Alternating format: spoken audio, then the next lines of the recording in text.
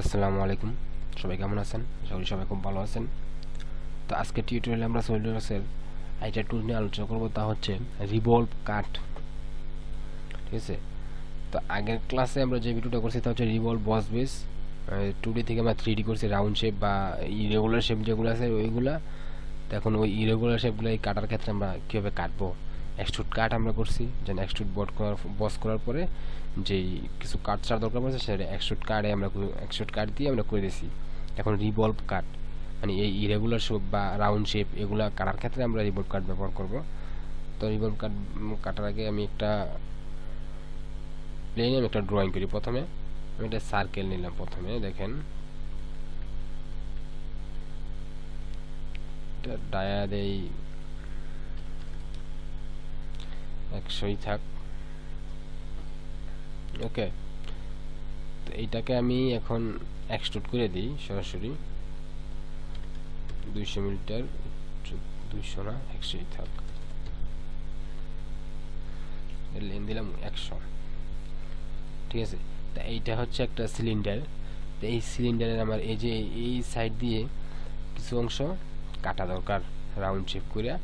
Round shape বা একটা square আকৃতিতে একটা কাটা দরকার আমার চারিদিকে। তো সেক্ষেত্রে আমি এখন এত এক্সট্রুড কাট দিয়ে আমরা করতে পারবো না। তো এই ক্ষেত্রে আমরা রিভলভ বস বেশি ব্যবহার করবো, রিভলভ কাটই ব্যবহার করতে হবে। তো কাটার ক্ষেত্রে আমি এখন এটা যেহেতু আমরা টপ প্লেনে কিন্তু আঁকছি, তখন এই সাইডের থেকে আমার রাখতে হবে। তো কাটার যে প্লেনটা আমি করবো সেটা হয় ফ্রন্ট প্লেন করতে হবে অথবা রাইট প্লেন। টপ প্লেনে কিন্তু হবে না, আমি ফ্রন্ট প্লেনে করলাম। ঠিক আছে, ফ্রন্ট প্লেনে ক্লিক করলাম, তারপরে কন্ট্রোল 8 চাপ দিলে আমার নর্মালে চলে আসছে। তো এখন এই জায়গায় আমি স্কেচটা করবো, আমি কোন আকৃতিতে কাটতে চাই। তো প্রথমে আমি একটা যে আকৃতিটা নিলাম তা হচ্ছে একটা রেক্টেঙ্গেল আকৃতি, একটা কাট আর একটা আর্কের মতো একটা কাট। আপনাদের দেখানোর জন্য আমি কয়েকটা নিতেছি। আচ্ছা, এইটা এইটা এবং এইটা।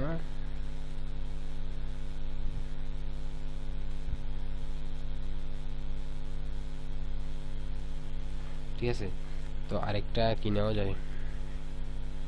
আচ্ছা, আরেকটা রেক্টেঙ্গেলই নেই, তিনটা নেই। দেখেন এই যে এটা হচ্ছে তিনটা এই যে আরেকটা দিছি, আরেকের মাথাটা বন্ধ করে দিতে হবে একটা লাইন দিয়ে। তো এটা আপনারা ডিফাইন করে নেবেন, আমি ডিফাইন করলাম না। ঠিক আছে, তো এখন এটা এই চারিদিক দিয়ে এইরকম আকৃতিতে পুরো 360 ডিগ্রি আমার এই কাট হবে। তো ঠিক আছে, হচ্ছে রিভলভ কাটের আইকন। তো এটার ভিতরে আমি ক্লিক করলাম, দেখেন একদম হুবহু আবার রিভলভ বস বেসের মতো সব অপশান আসছে। তো এই জায়গায় অ্যাক্সিস টু রেগুলেশন, এই যে অ্যাক্সিস দিতে হবে। তো এই জায়গায় একটা আমার অ্যাক্সিস নেওয়া দরকার ছিল, একটা সেন্টার লাইন নেওয়া দরকার ছিল। তো যেহেতু আমি নেই নাই, তাহলে যে চোখের মতো একটা অপশন আছে দেখেন, এই যে হিডেন অন শো আইটেম, এটা মধ্যে ক্লিক করার পরে এটা ড্রপ ডাউন মেনু আছে, এটা মধ্যে ক্লিক করার পরে দেখেন এই জায়গায় একটা অ্যাক্সিসের অপশন আছে। এই যে এই অপশনটা, এটা তো একটা দেওয়া আছে। এই যে অপশনটা ক্লিক করলে একটা অ্যাক্সিস, এই কি বলে এটাকে, সেন্টার লাইন শো করছে এই জায়গায়। এখন এটাকে আমি ব্যবহার করি, গিয়ে এই সেন্টার লাইনটা আমি এখন আপাতত ব্যবহার করলাম অ্যাক্সিস হিসেবে। এটা আগেই দিয়ে দেওয়া দরকার ছিল, আমি নেই ওই জন্য একটা দিয়ে নিলাম এই জায়গা থেকে। তো দেখেন অটোমেটিক কিন্তু প্রিভিউ দেখাচ্ছে, যেন এই আকৃতিতে একটা, এই রাউন্ড শেপ আকৃতিতে একটা, এই আর্কের আকৃতিতে একটা, দুইটা। ঠিক আছে, এই তিনটা। তো এখন অনেকের প্রশ্ন থাকতে পারে যে এটা তো আমি এই ডিজাইন এরকম করে অটোমেটিক রিভলভ করে আমি করে দিতে পারতাম, কিন্তু এটা যদি আমার এখন 360 ডিগ্রি আমার প্রয়োজন, এই জন্য এরকম হচ্ছে। তাই আমি যদি 280 ডিগ্রি নেই, তো সেই ক্ষেত্রে কি আমার 2D ড্রয়িং এরকম করে হবে? হবে না কিন্তু। তো সেই জন্য আমার এইটা এই সিলিন্ডার থেকে কাইটা তারপরে করতে হবে এরকম। ঠিক আছে, তো এটার ভিতরে দেখেন কিছু অপশন আছে, এই রিভলভ বস বেসের মতো একদম হুবহু। Direction 1, direction 2। রিভলভ বস বেসে আমি বলে দিচ্ছি যে ডিরেকশন 1, ডিরেকশন 2 কি। তারপরে থিন ফিচার একই অপশান, আর এটা তো সিলেক্ট করি। দেখেন এখন আমি এটা ওকে দিই। ওকে, এই যে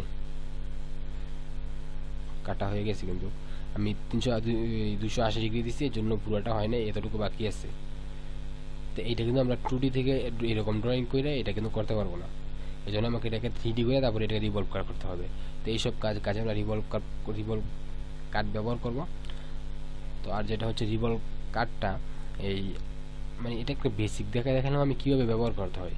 আপনার অ্যাক্সিস ধরতে হবে, তারপরে এইগুলো তো অটোমেটিক সিলেক্ট হয়ে যাবে কোন কোন এই আকৃতিতে বা যে ড্রয়িংগুলো করবেন যে রিভলভ কাটের জন্য, তো সেইগুলো স্কেচগুলো করবেন। সেই স্কেচগুলো আপনার ওই যদি অটোমেটিক সিলেক্ট না হয় তাহলে সিলেক্ট কাউন্টারের ভিতরে গিয়ে